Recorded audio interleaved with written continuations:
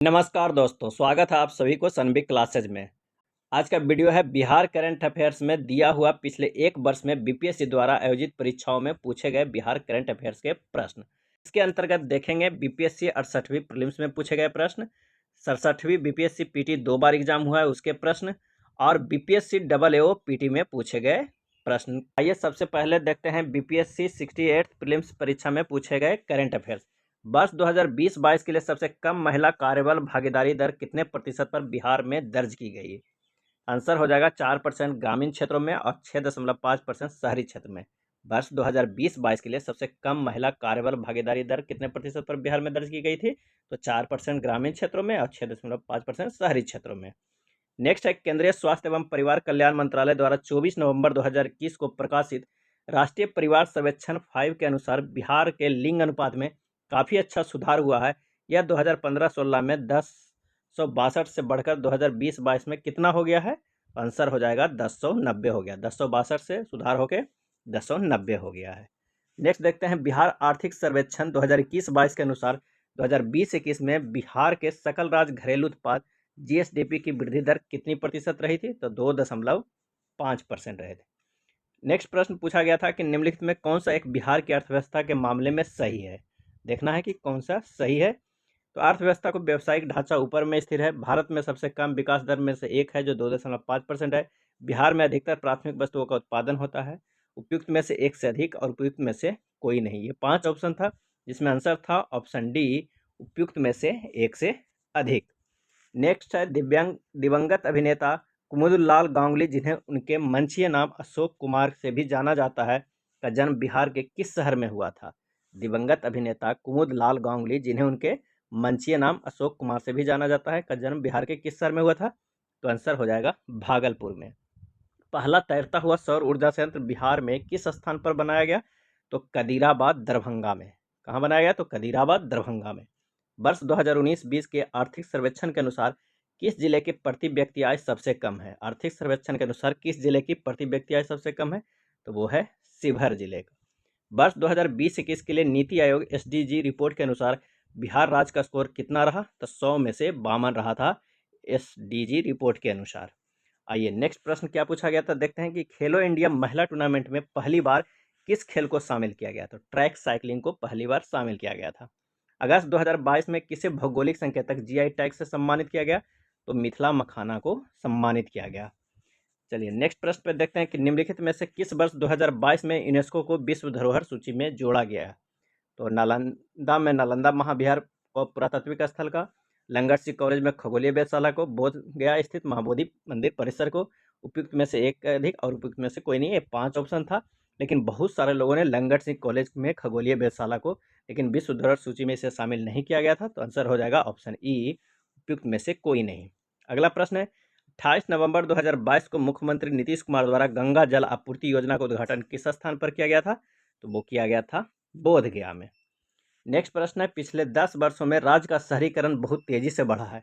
2011 की जनगणना के अनुसार बिहार में शहरीकरण का स्तर कितना प्रतिशत था जो बढ़कर वर्तमान में इतना प्रतिशत हुआ? तो 11.3% से बढ़ के 15.3% तक वर्तमान में हो गया है। आइए नेक्स्ट प्रश्न देखते हैं कि निम्नलिखित में जिलों में आरोही 10 की जनसंख्या वृद्धि दर 2021 से 11 के अनुसार सही क्रम को चुनिए। तो आइए देखते हैं इसका आंसर हो जाएगा सिवान, किशनगंज और मधेपुरा। सबसे ज़्यादा मधेपुरा के, उसके बाद किशनगंज, उसके बाद सिवान का। नेक्स्ट है बिहार में कृषि आधारित उद्योगों में किस खाद्य उद्योग का प्रभुत्व है? तो इसका आंसर हो जाएगा अनाज आधारित उद्योग। नेक्स्ट है री 67th बीपीएससी पीटी का एग्जाम में पूछे गए प्रश्न। आइए देखते हैं। पहला प्रश्न है कि सूची 1 और सूची 2 को मिलान कीजिए और बताइए कि कौन सा। तो बिहार के राज्यपाल उस समय था श्री फागू चौहान, बिहार के मुख्य न्यायाधीश श्री संजय करोल थे, बिहार के मुख्यमंत्री थे श्री नीतीश कुमार और बिहार के मुख्य चुनाव अधिकारी थे श्री एच.आर. श्रीनिवास। तो आंसर हो गया था डी 4312। नेक्स्ट प्रश्न है कि बिहार में ऑपरेशन प्रहार संबंधित है, किससे संबंधित है? ऑपरेशन प्रहार पूछा गया था तो आंसर हो जाएगा शराबबंदी से। बिहार के ऋतिक आनंद ने ब्राजील में आयोजित 24वें समर डेफ बैडमिंटन ओलंपिक में भारत के लिए कौन सा पदक जीता था? तो स्वर्ण पदक जीता था। हाल ही में बिहार के किस स्थान पर उत्तर भारत का पहला बर्ड रिंगिंग स्टेशन खोला गया? उत्तर भारत का पहला बर्ड रिंगिंग खोला गया तो भागलपुर में। किसने बिहार में गिद्ध संरक्षण योजना शुरू की है? तो वाल्मीकि टाइगर रिजर्व। सुनंदनी कार्यक्रम संबंधित है किससे? तो आंगनबाड़ी कार्यकर्ताओं के लिए सुनंदनी कार्यक्रम संबंधित है। अगला है, बिहार के किसे 2022 में दादा साहेब फाल्के भारतीय टेलीविजन पुरस्कार से सम्मानित किया गया? तो दीप श्रेष्ठ को। बिहार के आर्थिक सर्वेक्षण 21-22 के अनुसार वर्तमान में राज्य में शहरीकरण का स्तर क्या है? तो 15.3%। बिहार में खादी के ब्रांड एम्बेसडर कौन है? तो उस समय मनोज तिवारी थे। सीता माता की विश्व की सबसे लंबी मूर्ति 251 मीटर का निर्माण बिहार के किस जिले में किया जाएगा? तो सीतामढ़ी में किया जाएगा। बिहार के किस जिले को सिल्क सिटी के नाम से जाना जाता है? तो वो जिला था भागलपुर। सिल्क सिटी के नाम से जाना जाता है भागलपुर। भारत की जनगणना 2011 के अनुसार बिहार में महिला साक्षरता दर क्या है? तो 51.50 है। अगला है, शहरीकरण के बढ़ते स्तर के अनुसार बिहार के निम्न जिलों को सही क्रम चुनिए। तो आंसर हो जाएगा ऑप्शन बी, सबसे ज़्यादा पटना, उसके बाद मुंगेर, उसके बाद नालंदा, शहरीकरण के बढ़ते स्तर का। नेक्स्ट है, वित्तीय वर्ष 2023-22 के लिए राजकोषीय घाटा बिहार के जीएसडीपी का कितना होने का अनुमान है? तो 3.47%। आइए अगला प्रश्न देखते हैं कि क्या पूछा गया था। वह विकल्प चुनिए जो बिहार के 7 निश्चय भाग 2 योजना का हिस्सा नहीं है। तो हर खेती में सिंचाई का पानी हिस्सा था, युवा शक्ति बिहार की प्रगति ये भी था, सशक्त महिला सक्षम महिला ये भी था, सभी के लिए वायुमार्ग ये नहीं था। तो आंसर हो जाएगा ऑप्शन डी। नेक्स्ट प्रश्न है, प्रति व्यक्ति आय के अवरोही क्रम में बिहार राज्य के जिलों को सही क्रम चुनिए। तो ये हो जाएगा सबसे ज़्यादा नवादा, फिर किशनगंज, पूर्वी चंपारण, अररिया और शिवहर, सबसे कम शिवहर। आंसर हो जाएगा बी। नेक्स्ट है, बिहार के आर्थिक सर्वेक्षण 2021-22 के अनुसार गलत कथन को चुनिए। कौन सा गलत कथन है? तो बिहार के प्राथमिक क्षेत्र में 2.8% की दर से वृद्धि हुई, ये कथन गलत है। बिहार में प्राथमिक क्षेत्र में 2.3% की दर से वृद्धि हुई थी। बिहार में द्वितीयक क्षेत्र में 4.8% की दर से वृद्धि हुई थी और तृतीयक क्षेत्र में 8.5% की उच्चतम दर से बढ़ा था। तो आंसर हो जाएगा ए। नेक्स्ट देखते हैं 67वीं बीपीएससी प्रीलिम्स एग्जाम के प्रश्न। बिहार में कृषि और ग्रामीण विकास के लिए किस प्रकार के बैंक स्थापित करने का प्रस्ताव है? तो कृषि यंत्र बैंक। 2019 में बिहार के मानव विकास सूचकांक का मान था 0.574 था। 2019 में बिहार के मानव विकास सूचकांक का मान था 0.574। 2021-22 के दौरान बिहार में राजकोषीय घाटा कितना अनुमानित है? तो 22.511 करोड़ रुपये, 22,511 करोड़ रुपये। 2021-22 के दौरान बिहार में राजकोषीय घाटा 22,511 करोड़ रुपये। 15वें वित्त आयोग की सिफारिशों के अनुसार 2021-26 तक केंद्रीय करों के विभाज्य पूल में बिहार को कितना हिस्सा प्राप्त होगा? तो 4.12%। नेक्स्ट प्रश्न पूछा गया था, इनमें से कौन 15वें वित्त आयोग के सदस्य नहीं है? तो सुदीप्तो मुंडले। ऑप्शन में जो था उसमें सदस्य का नाम नहीं था, सुदीप्तो मुंडले। नेक्स्ट है, हाल ही में केंद्रीय बजट में एफएम ने बीमा क्षेत्र में प्रत्यक्ष विदेशी निवेश एफडीआई का नेक्स्ट है, हाल के केंद्रीय बजट में एफएम ने बीमा क्षेत्र के प्रत्यक्ष विदेशी निवेश की सीमा का वर्तमान से बढ़ाकर कितना परसेंट कर दिया गया है? वो 74% कर दिया गया है। 49 से 74% कर दिया गया है। केंद्रीय बजट 2021 के अनुसार राजकोषीय घाटा 21-22 में सकल घरेलू उत्पाद का कितना प्रतिशत आकलन किया गया है? तो 6.8%।